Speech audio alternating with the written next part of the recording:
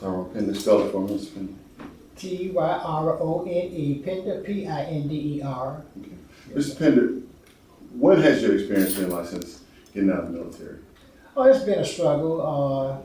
I had some jobs. When I got out the military, I was working at the United States Federal Penitentiary from 1990 to 1999. Then I kind of got a little excitement, working in a federal institution. So I wanted something that was more challenging. My position at the federal penitentiary was a drug specialist, treatment specialist, whereas an inmate went through 500 hours of a program, and once they completed, they got 1 to 2 years off their sentence.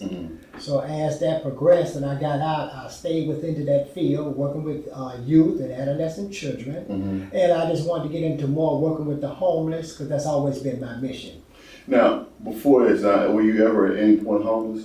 Yes, sir. I was homeless for a couple months, sleeping in my truck and stuff. Then I got arrested, and I had to go through the Salvation Army.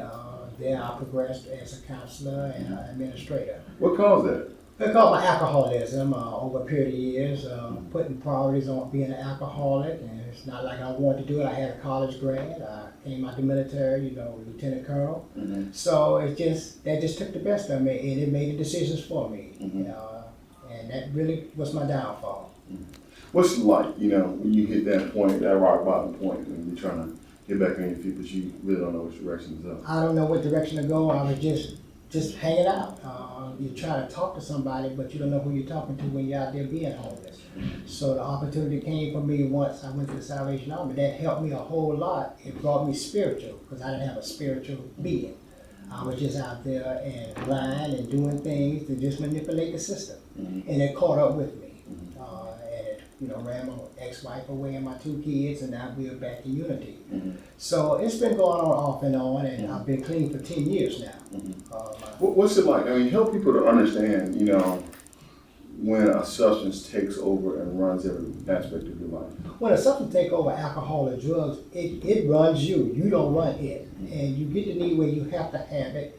When you go to work, you have to have it. It's the way of survival.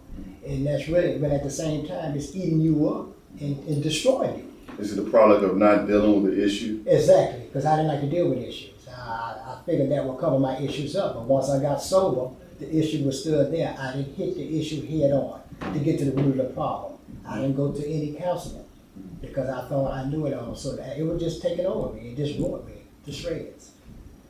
How thankful are you that you found a program like this and that got you clean and got you back on your feet? Very fortunate. It was a coincidence because I was at a Clifton house. The gentleman, I was in the line waiting to get a model card last year in September, and this gentleman, I was his counselor 6 years ago.